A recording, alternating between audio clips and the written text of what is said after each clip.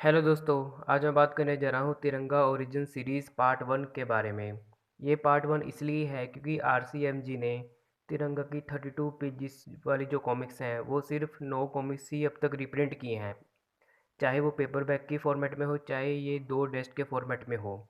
मतलब इससे फर्दर आरसीएमजी ने 32 पेजिस की कॉमिक को रिप्रिंट नहीं किया है, तो डेस्क के आने का तो सवाल ही नहीं उठता।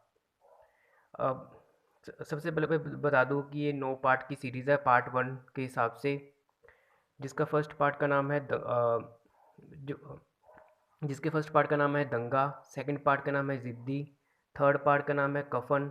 फोर्थ पार्ट का नाम है डॉक्टर डेंजर। फिफ्थ पार्ट का नाम है प्रोफेसर एनवायरो।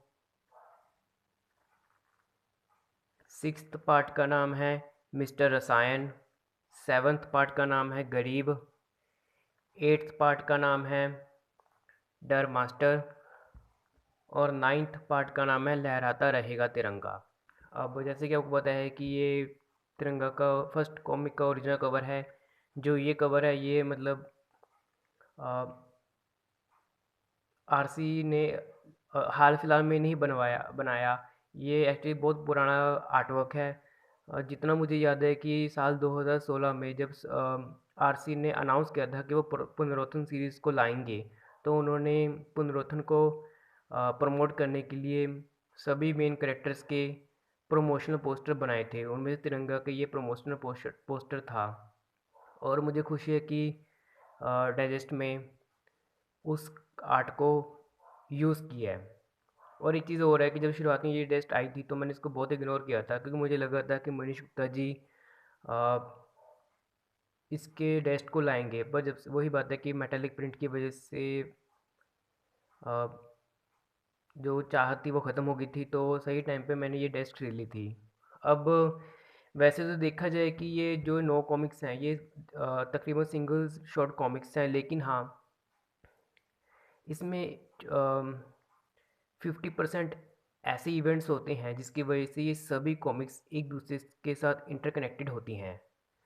अब पहली कॉमिक की शुरुआत क्या होते कि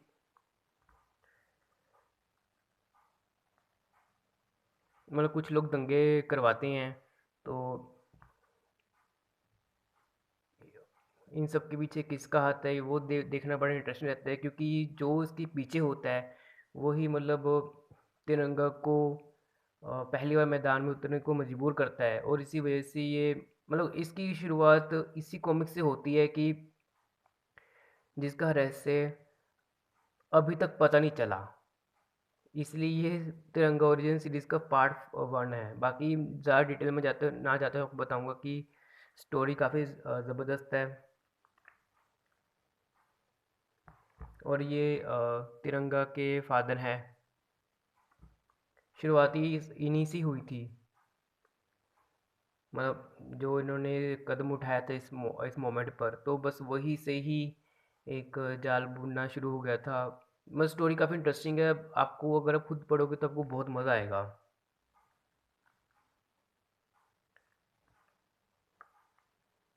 एकदम से तिरंगा आता है, लेकिन उसकी बैक स्टोरी के बारे में कुछ नहीं बताया जाता कि ये कौन है और कहाँ से आया है। आर्ट वर्क काफ़ी ज़्यादा ज़बरदस्त है। सेकंड पार्ट में जो स्टोरी है वो भी मतलब पॉलिटिक्स से रिलेटेड ही होती है। लेकिन हाँ इसमें जैसे मैंने बताया था कि पिछले मतलब अगर आपने पिछले पार्ट का और एक दो पेज देखा जिसमें ये तिरंगा के फादर घायल हो गए थे, तो उनको हॉस्पिटलाइज कर दिया गया था। तो वो ये कि कुछ ना कुछ ऐसे इवेंट्स होते रहते हैं जिसकी वजह से सभी कॉमिक्स एक दूसरे से इंटरकनेक्टेड होते हैं। अभी शब्दों में बयान करने के लिए ज़्यादा डिटेल में नहीं जा सकता, नहीं तो जो कहानी पढ़ने का जो मज़ा है वो ख़राब हो जाएगा। लेकिन हाँ इस पार्ट में बताया जाता है कि कैसे जो तिरंगा है वो कैसे तिरंगा बना। मतलब कैसे वो मजबूर हुआ तिरंगा बनने के लिए। सेम चीज़ की इसका भी जो आर्ट वर्क है, स्टोरी वो काफ़ी ज़्यादा ज़बरदस्त है।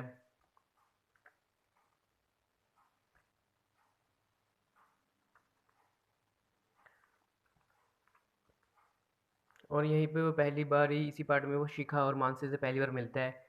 शिखा जिसको तिरंगा अपनी मुंह बोली बहन बनाता है, और जो मानसी है, अब लेटेस्ट कॉमिक के हिसाब से मुझे पता नहीं, लेकिन हाँ जो मानसी है वो इसकी लव इंटरेस्ट होती है।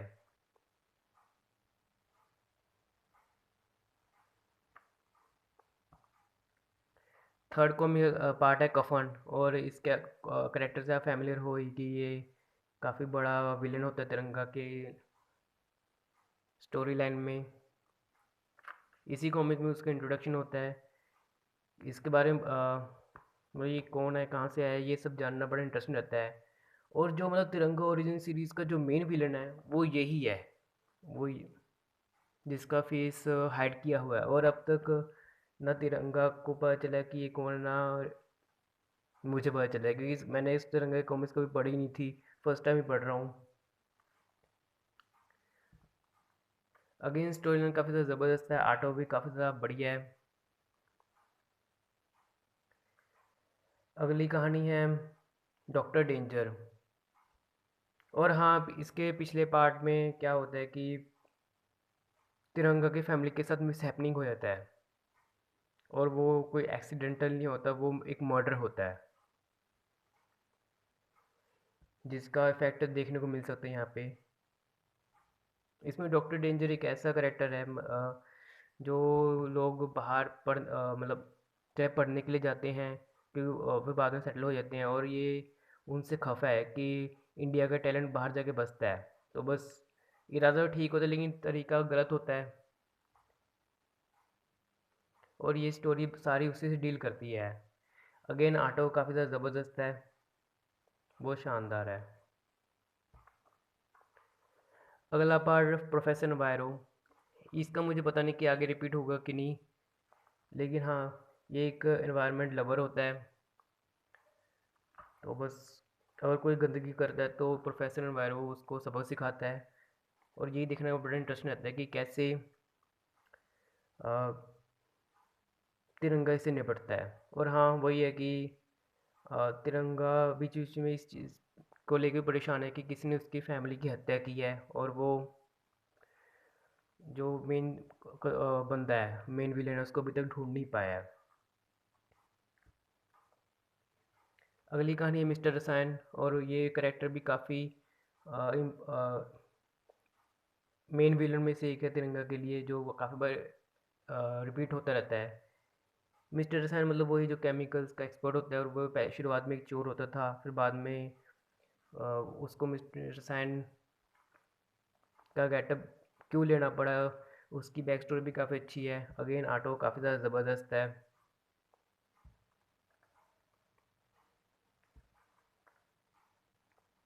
अगली कहानी है गरीब।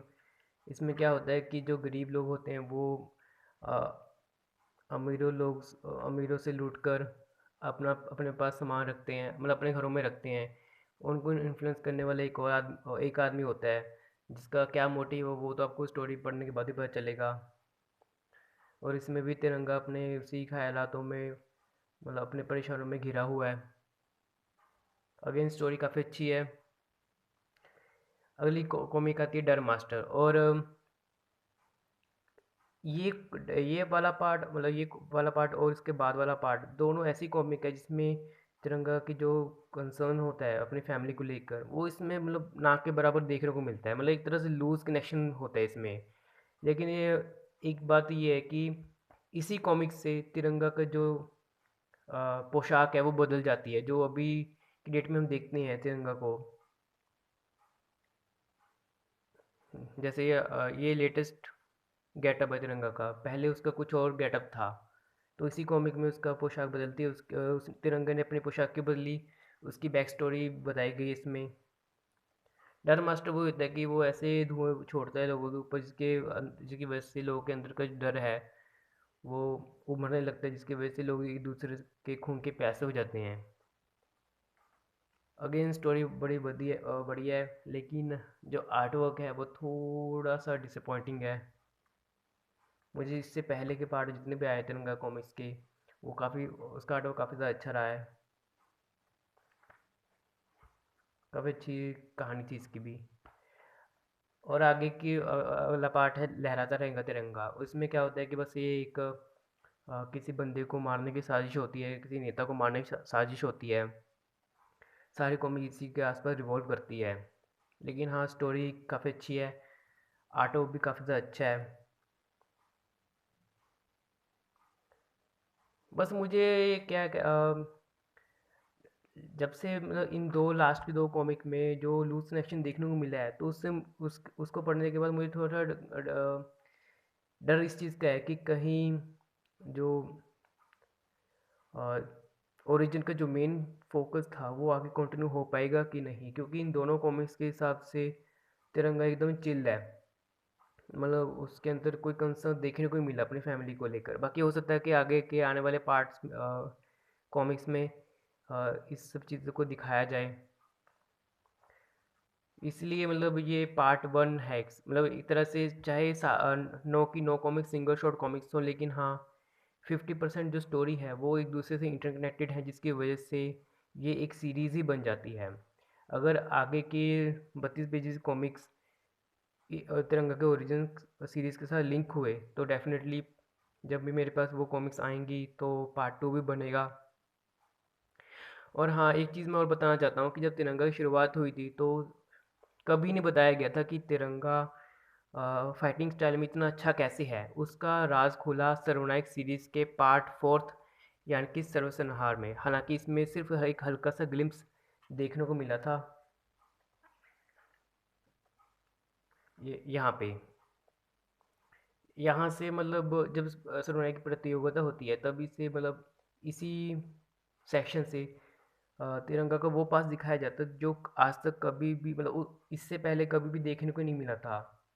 और अब ये पार्ट अगर मैंने उठा ही लिया तो मैं एक छोटी सी चीज़ आप लोग के साथ शेयर करना चाहता हूँ। ये उस दौरान की बात है जब जब ये पार्ट आया है था। उससे पहले मैं सिर्फ और सिर्फ नागराज ध्रुव की कॉमिक्स को ही फॉलो करता था, क्योंकि एक तो मार्केट में वही इन दोनों की कॉमिक्स ही बड़ी, सिर्फ यही दो करेक्टर्स कॉमिक्स अवेलेबल होती थी, इसकी जिसकी वजह से दूसरे और करेक्टर्स को एक्सप्लोर करने का मौका उस वक्त नहीं मिला था।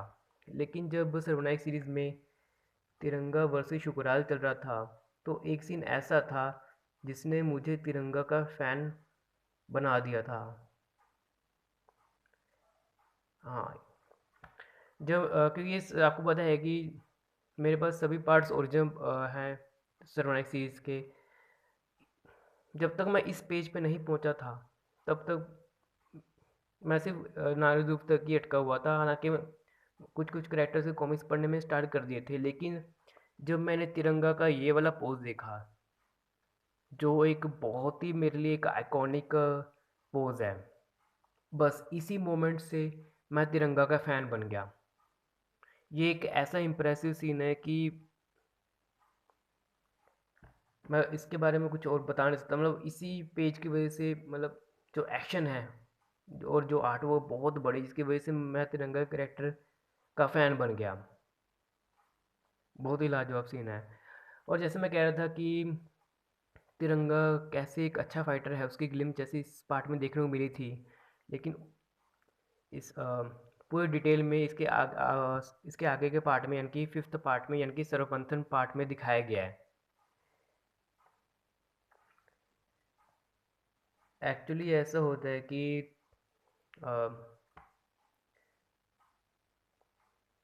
मतलब क्योंकि इस वक्त क्या होता है कि तिरंगा खुद अपने उस पास्ट को भूल चुका होता था। मतलब जब से तिरंगा की फर्स्ट कॉमिक आई है, तिरंगा को भी खुद पता नहीं था कि वो कैसे एक अच्छा फाइटर है।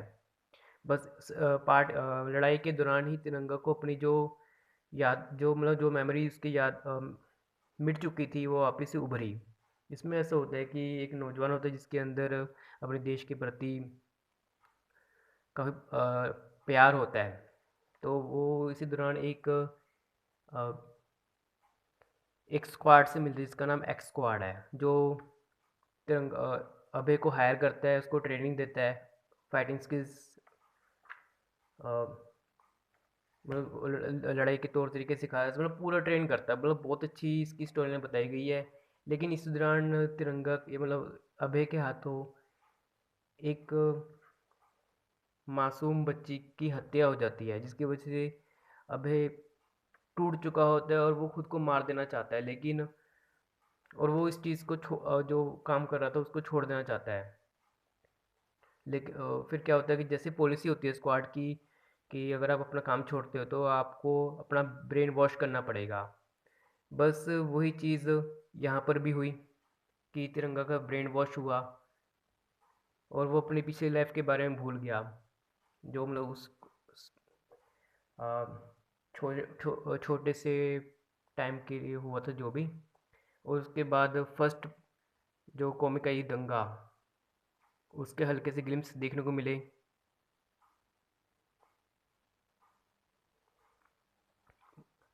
बस एक छोटी सी यही ओरिजिन बताई गई थी जो कि बहुत इम्प्रेसिव थी। बाकी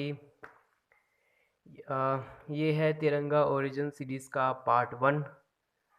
उम्मीद करता हूँ कि आरसीएमजी तिरंगा के आगे की कॉमिक्स को रिप्रिंट करे और बाद में उनका डेस्ट लाए।